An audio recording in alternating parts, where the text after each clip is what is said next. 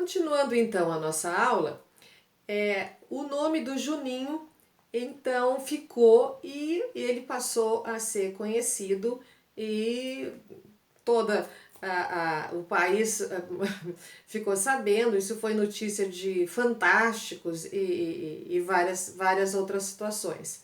Então nós vemos que há casos e casos. A paternidade biológica se sobrepôs à maternidade socioafetiva. Por isso que não dá para dizer, o Cristiano fala e muitos outros, eu também entendo do mesmo jeito, para tratar a multiparentalidade como paternidade socioafetiva apenas. Eu acho que a multiparentalidade ela é composta de paternidade socioafetiva e maternidade socioafetiva. São duas situações que podem acontecer.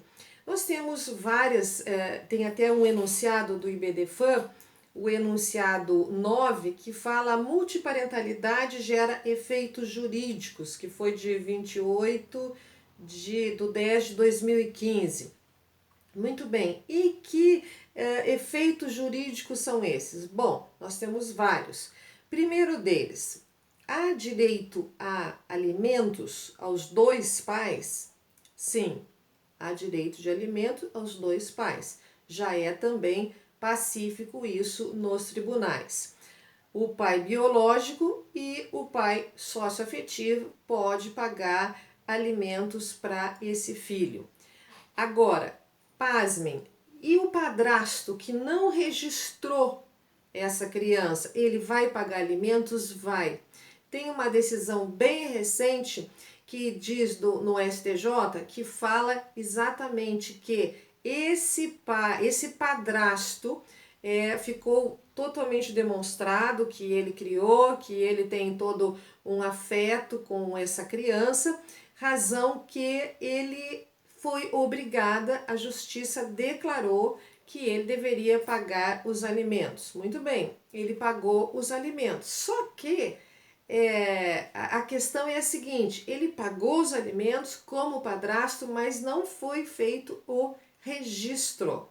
E aí a situação que surgiu foi a seguinte: e o filho pôde pedir pensão para ele e foi dado, né, como padrasto. Mas e no final da vida desse padrasto, se ele quiser pedir pensão de alimentos para esse enteado, caberia? Então aqui há entendimentos diversos, porque vai depender do tribunal. Porque se nós formos pensar na lei, não caberia, porque não existe o vínculo obrigatório dos alimentos do filho para o padrasto. Porém, os tribunais entenderam, já teve casos que não, que se o padrasto pagou para o filho, que hoje que o padrasto tá necessitado, tá no final da sua vida, não tem como ter um outro ganho, ele poderia pleitear sim e condenou esse filho a pagar também alimentos. Então nós temos várias situações. Uma coisa que eu não contei para vocês é o seguinte: essa tal dona Vilma, que subtraiu o menino, o Pedrinho, lá dessa maternidade, ela também subtraiu uma menina chamada Flávia. E quando esta Flávia também descobriu que ela não era filha biológica da dona Vilma, ela não quis saber da família biológica. Ela preferiu ficar com a mãe socioafetiva. Então vejam como na área de direitos de família nós estamos sempre vendo situações diferenciadas. Hoje já se consegue, eu até trouxe aqui para vocês essa decisão do STF, que que teve como tese de repercussão geral, número 622, de relatoria do ministro Luiz Fux, envolvia a análise de uma eventual prevalência da paternidade socioafetiva em detrimento da paternidade biológica. E a decisão foi: a paternidade socioafetiva, declarada ou não em registro público, não impede o reconhecimento do vínculo de filiação concomitante, baseado na origem biológica com os efeitos jurídicos próprios. Então, independente, o ministro Fux entendeu de que esse padrasto tenha registrado como filho, ele também, se foi considerado, se foi provado que ele é quem criou essa criança, só não registrou, que ele tem obrigação também de alimentos. Muito bem, e nas sucessões, como que ocorre? Da mesma maneira, do mesmo jeitinho. Vai ter condições, vai ser herdeiro tanto do pai biológico quanto do pai socioafetivo. E se for mãe, a mesma coisa. Isso pode acontecer. Então nós temos casos assim dos mais diversos em relação à família multiparental. Essa multiparentalidade, ela tem, existe várias perguntas a respeito. Professora, mas em relação aos avós? Em relação aos avós é a mesma coisa. Aí diz o avô o seguinte: não, eu não quero ser avô. Eu não vou ser avô coisa nenhuma. Agora o meu filho enlouqueceu, foi lá, resolveu registrar uma criança e traz para casa e diz que eu sou avô. Bom, a pergunta é: você, o seu filho, independente dele registrar como seu o filho de outro e trazer para o seu colo como avô, ele engravida uma pessoa que também você não conhece, que também é um relacionamento que aconteceu, e ele vai e assume essa criança e traz para dentro de casa. E aí, o que você vai fazer? Não tem o que fazer. Então, é uma criança que vai muito de preconceito. Ah, não, mas não é filho biológico. Olha, gente, filho é filho. Você, se nasceu de você, se você adotou, se você criou, esse é o filho. E o amor, ele acontece. Não tem como você, a não sei se você tenha um coração muito frio, de criar uma criança e não se apaixonar por ela, né? Claro que nós já falamos no início, não existe uma regra. No direito não existe uma regra. Há seres humanos e seres humanos, mas a maioria acontece dessa forma. Os avós também, eles terão os mesmos direitos e os mesmos deveres, porque a preocupação desse senhor que falou, eu não quero saber, ele foi lá e registrou a filha como se fosse dele, que nem dele é, não quero saber. Até porque se eu aceitar, eu vou ter que pagar pensão e posso ser preso. Tudo isso pode acontecer.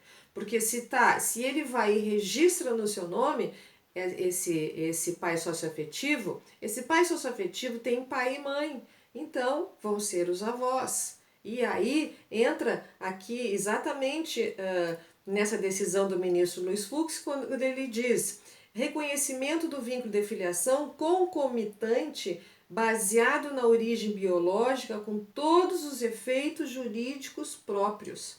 Então, toda a família vai estar envolvida nessa situação de paternidade e maternidade socioafetiva, dessa multiparentalidade.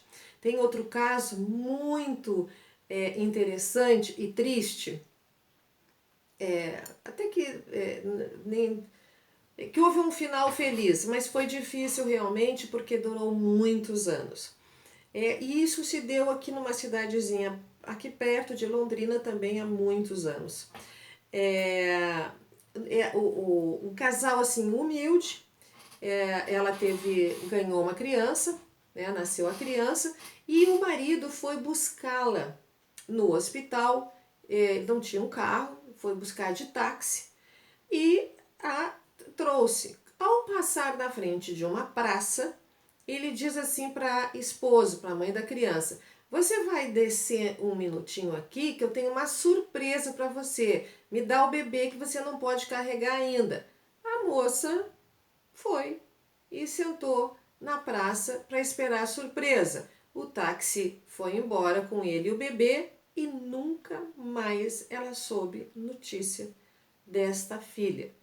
Muito bem, isso se passaram anos, anos e anos. 20 anos depois, ela também, tipo a mãe do Pedrinho, nunca parou de tentar achar essa criança, que naquela época não tinha todos esses meios que nós temos hoje, toda essa facilidade, ainda mais uma pessoa humilde numa cidadezinha pequena. Mas quando Deus tem alguma coisa preparada para alguém, pode ter certeza que isso vai acontecer. 20 anos se passaram e ela descobre, não sei como também, esta filha. E ela encontra com esta filha e ficou sabendo que esta filha já tinha mais assim vários irmãos, 6, 7 irmãos. Todos esses irmãos no nome dela. Porque nos documentos dele, ele era casado com a mãe da moça. E ele registrou todos os filhos como se casado fosse com essa mãe. Ou seja, todos esses filhos tinham esse nome dessa mãe. E aí essa mãe ela teve que entrar com uma ação negatória de maternidade para dizer que ela não era a mãe, que a filha dela era a primeira que tinha sido retirada dela no momento do nascimento. Também foi um caso que se falou bastante, porque quando a gente fala em investigação de maternidade, fica aquela coisa, investigação de maternidade, mas existe isso? Existe. Muitas crianças são trocadas em berçários, muitas coisas acontecem. Nós vivemos num mundo, o ser humano é extremamente complexo e está sempre criando coisas, está sempre mudando situações. Então o direito vai atrás e vai ter que acompanhar e vai ter que legislar tal coisa. E dessa forma, a investigação de maternidade, sim.